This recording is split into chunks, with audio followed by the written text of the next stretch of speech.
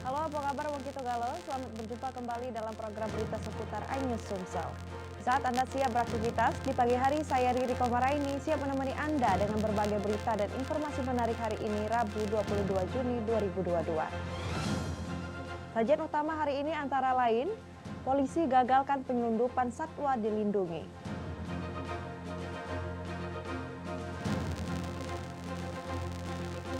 Pengrajin tempe terdampak kenaikan harga kedelai.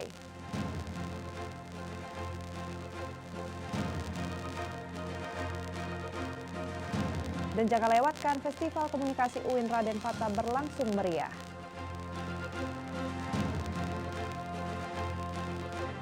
Pemirsa, inilah seputar iNews Sumsel selengkapnya.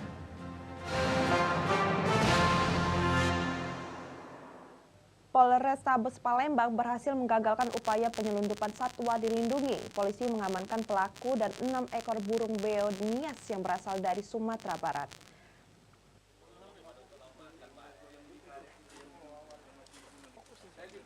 Sebanyak 6 ekor satwa dilindungi jenis burung neonias yang berasal dari Sumatera Barat ini disita dari seorang pelaku peniagaan satwa langka di Palembang.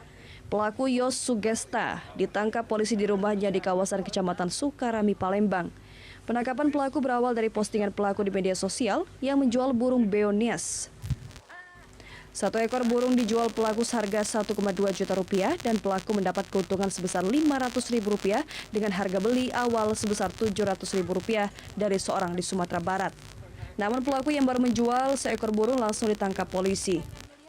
Menurut keterangan Kasat Reskrim, burung ini merupakan masuk dalam satwa dilindungi karena keberadaan yang hampir punah di habitat aslinya.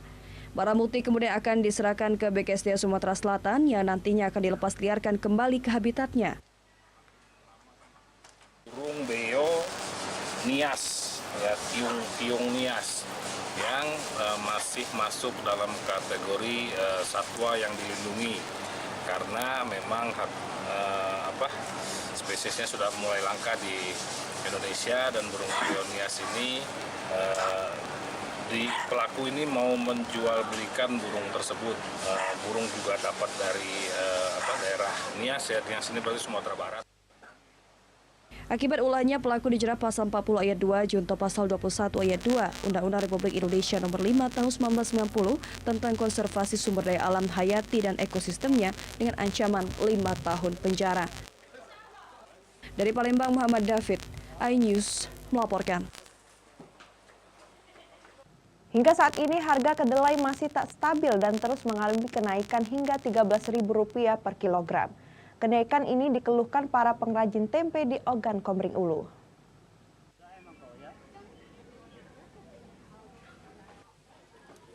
Harga kedelai di Oku terus mengalami kenaikan hingga membuat pengrajin tempe merugi dan kebingungan mengatasi hal ini. Di sisi lain, mereka tidak mungkin menaikkan harga eceran tempe di pasaran. Diketahui awal tahun kemarin sampai saat ini harga kedelai terus mengalami kenaikan mulai dari Rp8.000 per kilogram dan saat ini harga kedelai mencapai Rp13.000 per kilogram. Kenaikan harga ini dinilai memberatkan para pengrajin tempe. Kenaikan kedelai ini tidak diiringi kenaikan penjualan tempe jika menaikkan harga berdampak pada penjualan mereka menjadi menurun. Harga tempe mereka jual di kisaran Rp5.000 hingga Rp10.000 per potong tergantung besar kecil ukuran tempe. 8.000 meningkat terus.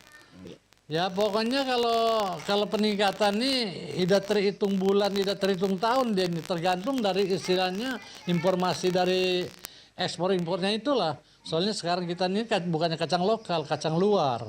Sebenarnya saya agak sedikit, yang jelas kalau dikatakan sulit itu tidak puluh. Cuman dikatakan tidak sulit ya sangat berat. Dari Ogan Komering Ulu, Widori Agustino, iNews melaporkan. Belasan warga desa Rambang Kapas Tengah, Kota Prabu Muli sudah 2 tahun terakhir berjuang menuntut pembayaran ganti rugi tanah yang terkena proyek Jalan Tol Indralaya Prabu Muli. Mereka berkirim surat ke Presiden terkait dugaan adanya mafia tanah dalam kasus ini. Pengadilan Negeri Kota Prabu Muli kembali melakukan sidang terkait permohonan eksekusi dari pemohon eksekusi PT Hutama Karya selaku pelaksana pekerjaan proyek Jalan Tol Indralaya Prabu Muli sepanjang 32 km. Namun sebanyak 16 warga desa Jungai, Kecamatan Rambang Tengah sebagai pemilik lahan berharap ganti rugi yang mereka tunggu selama 2 tahun terakhir segera dibayar, mengingat gugatan yang dilayangkan penggugat sudah 2 kali ditolak pengadilan. Dibayar, geser pun belum dibayar, ini ada suratnya. Ada berapa banyak, Pak? 16 orang, 16 sertifikat yang terdampak tolin. Itu kendalanya apa, Pak? Belum dibayar itu, Pak? Ini masih dalam proses pengadilan Prabu Muli. Namun kami sudah 2 kali menang dalam gugatan ini. Ini yang ketiga. Kalau lahan sudah 2 tahun Pak digarap, jadi untuk masyarakat saat ini yang punya lahan itu ya mungkin tadinya mata pencarian mereka itu dari situ, saat ini tidak bisa dimanfaatkan lagi. Harapan kita pada dengan persoalan ini? Oh ya, harapan kami ya sangat segera dibayar, karena tadi kan saya sudah bincang-bincang dengan PUPR, itu kan ada alas hak untuk konsinyasi. Uang dari negara PUPR itu diserahkan kepada pengadilan itu berdasarkan konsinyasi ya. Konsinyasi itu ada hak alas.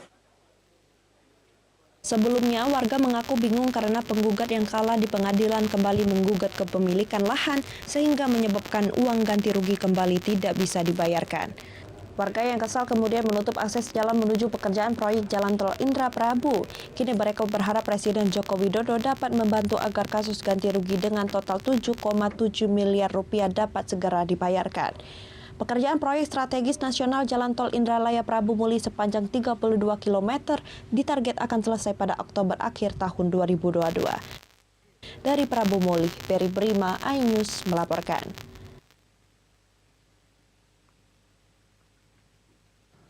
Liga Santri Piala Kasat Zona Sumatera Selatan tahun 2022 resmi bergulir. Dalam kejuaraan ini, sebanyak 127 tim pondok pesantren ikut ambil bagian. Tim terbaik dari zona Sumsel akan melaju ke putaran nasional Liga Santri Piala Kasat.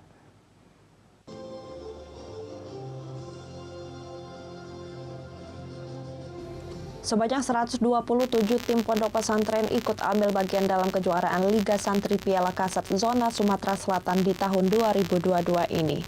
Kejuaraan Liga Santri Piala Kasat ini dibuka langsung Pangdam 2 Sriwijaya Majen TNI Agus Suhardi bersama Gubernur Sumatera Selatan Herman Deru di Stadion Atletik Jakabaring Sport City Palembang.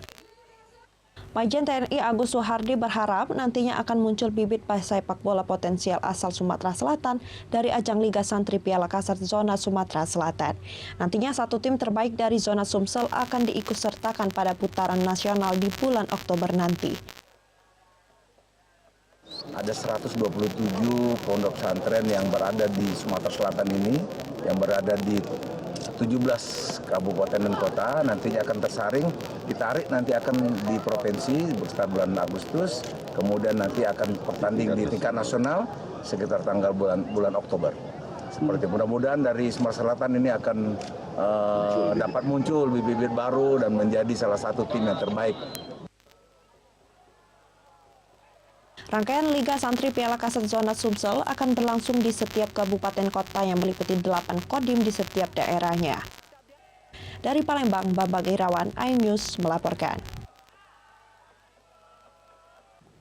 Kepala Desa Karanganyar Kabupaten Musi Banyuasin menggelar turnamen bola voli antara desa dan kecamatan untuk membangkitkan semangat anak muda dalam bidang olahraga.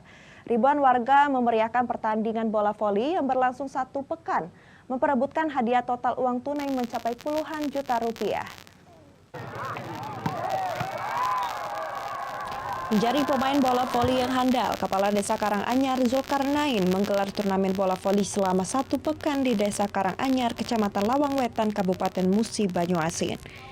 Antusiasme ribuan masyarakat dari berbagai desa ikut memeriahkan pertandingan bola voli antar desa, kecamatan, dan kabupaten tetangga. Olahraga bola voli sangat digemari masyarakat yang diikuti peserta kalangan remaja dan dewasa. Turnamen bola voli selama 1 pekan ini digelar Kepala Desa Karanganyar Zulkarnain bersama perangkat desa melibatkan berbagai pihak. Kegiatan ini diadakan untuk membangkitkan semangat anak muda dalam bidang olahraga.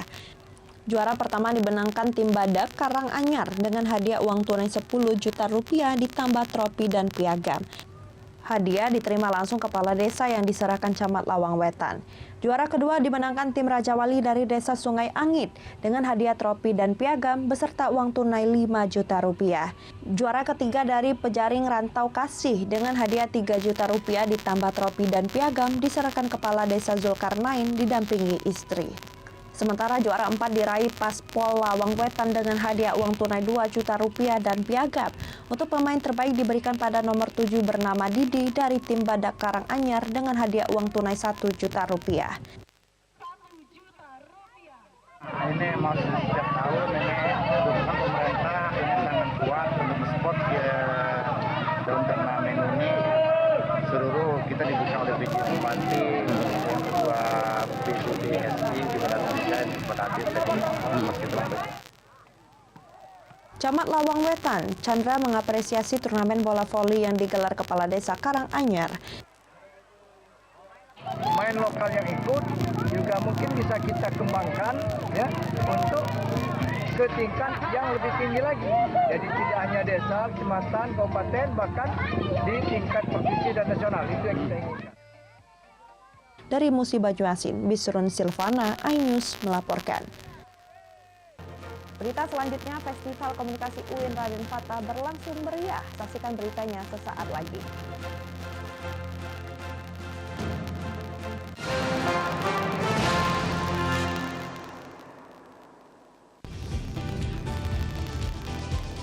Atika Hasiholan yang lagi seneng banget karena ibunda Ratna Sarumpait akhirnya bebas bersyarat. Kali ini Ruben akan melaporkan oknum yang dianggap menghina Betan dan Thalia Onsu. Digelar di kediaman Jennifer, pasangan ini sampai merogoh kocek ratusan juta rupiah demi menggelar pesta meriah.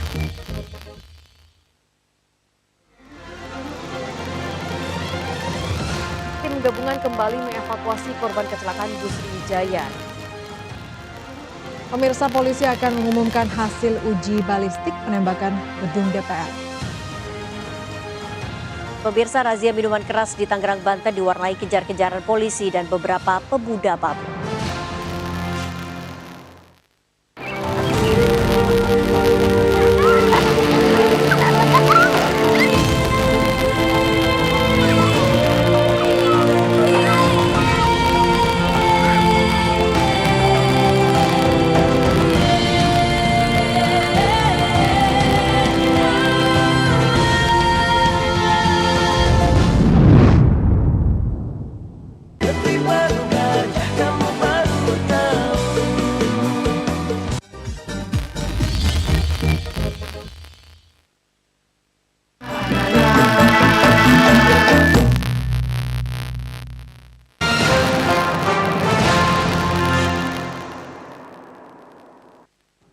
Seorang residivis yang baru menghirup udara bebas kembali ditangkap Polres Lubuk Linggau usai membegal wartawan. Tersangka terpaksa dihadiahi timah panas karena berusaha kabur saat diminta menunjukkan keberadaan sepeda motor hasil kejahatan.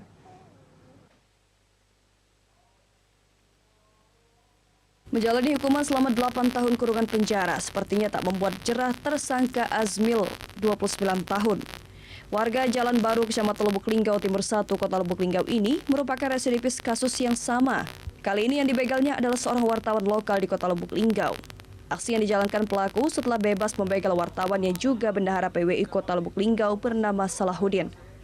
Salahuddin dibegal dengan cara ditusuk dari belakang saat membenari lampu sepeda motornya yang redup di pinggir jalan. Sepeda motor hasil curian tersangka dijual seharga 1,3 juta rupiah. Namun saat pengembangan untuk menunjukkan tempat pelaku menjual sepeda motornya, pelaku berusaha kabur dan terpaksa diberikan tindakan tegas dan terukur. Berapa kali kau hukum? Sekali, terus? Habis itu bawa sepeda juga tarik. Sepeda apa? Sepeda motor? Apa? Motor apa? Sepeda motor. Motor ini ya? Ya. Motor ini ya? Iya. Kau jual ke mana? Di Sipang Rumbai. Rumbai? Berapa jual? Berapa kau jual? 1.300.000. Duit untuk apa duitnya? Bayar hutang. Akibat perbuatannya, tersangka akan dikenakan pasal 365 KUHP dan terancam hukuman 9 tahun penjara. Dia udah residivis dan dia baru keluar dari penjara. Setelah dilakukan penyidikan memang benar motifnya itu pembegalan dan perampokan atau ada motif lain? Untuk motifnya begal. Untuk motifnya begal, dia ambil sepeda motor ini terus dijual 1.300.000. Dari Lubuk Linggau, Amri Wijaya, iNews melaporkan.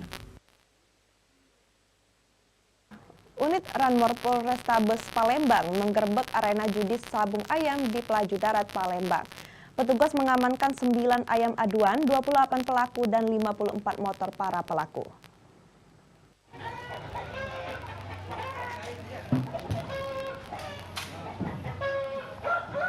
Penggerebekan judi sabung ayam di Jalan Arahap, Kecamatan Pelaju Darat, Palembang ini dilakukan unit Ranmor Polrestabes Palembang Senin kemarin. Dalam penggerebekan ini, petugas berhasil mengamankan 28 pelaku, 9 ayam dan 54 sepeda motor milik pelaku dan penonton. Dari 28 pelaku, 1 diantaranya pemilik gelanggang arena sabung ayam. Kapolres Tabes Palembang, Kombes Pol Muhammad Ngajib menyatakan perjudian sabung ayam ini dilakukan setiap hari Sabtu dan Minggu. Dari arena sabung ayam ini, pemiliknya dapat meraih 2 hingga 3 juta rupiah dalam satu pertandingan. 28 orang yang patut kita duga mereka adalah ikut bermain di situ. Nah, namun sampai saat ini kita masih dalam proses pemeriksaan untuk menentukan siapa saja yang terlibat di dalam perjudian tersebut. Dan ada salah satu orang yang memiliki daripada tempat perjudian itu, yang bersangkutan mengakui bahwa sudah dilakukan setiap hari Sabtu dan Minggu. Para pelaku judi sabung ayam ini dikenakan pasal 303 KUHP dengan ancaman maksimal 4 tahun penjara. Dari Palembang, Muhammad David, iNews melaporkan. Puluhan karya seni mahasiswa Ilmu Komunikasi Fakultas Ilmu Sosial dan Ilmu Politik memeriahkan Festival Komunikasi Universitas UIN Raden Fata Palembang. Ajang ini merupakan wujud kreativitas anak bangsa menjawab tantangan dunia.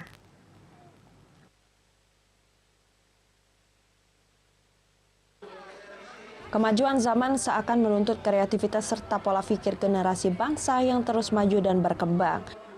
Untuk membentuk sumber daya manusia yang handal dan mampu menjawab apa yang menjadi tantangan dunia, program studi Ilmu Komunikasi Fakultas Ilmu Sosial dan Ilmu Politik menggelar Festival Komunikasi. Festival ini merupakan ajang kreasi dan karya mahasiswa dari semua mata kuliah yang outputnya menjadi sebuah karya yang memiliki unsur seni yang berdaya jual di masyarakat.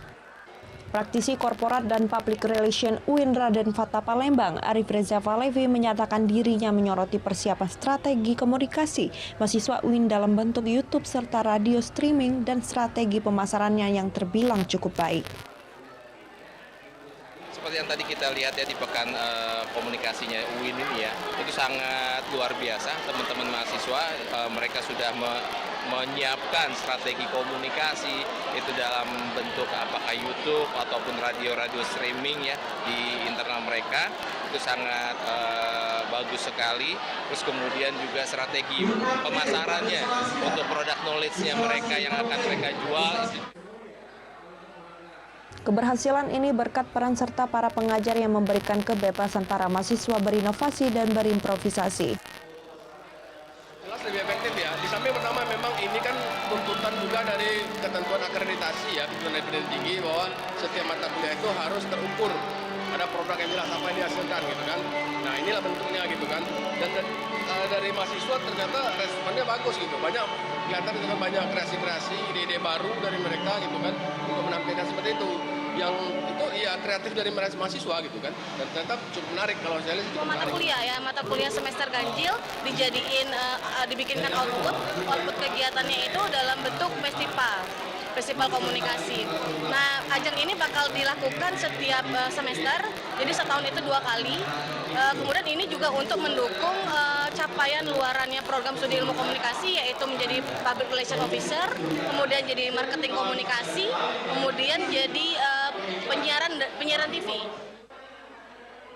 Tuntutan dari ketentuan akreditasi dari pembelajaran tiap mata kuliah dikemas menjadi sebuah produk karya seni yang dihasilkan dari para mahasiswa melalui festival komunikasi ini berlangsung meriah. Dari Palembang, Erwin Setiawan, iNews melaporkan. Demikian sajian seputar iNews Sumsel hari ini. Terus saksikan program seputar iNews Sumsel setiap Senin hingga Rabu pukul 5.30 waktu Indonesia Barat. Saya Riri Komaraini, sampai jumpa.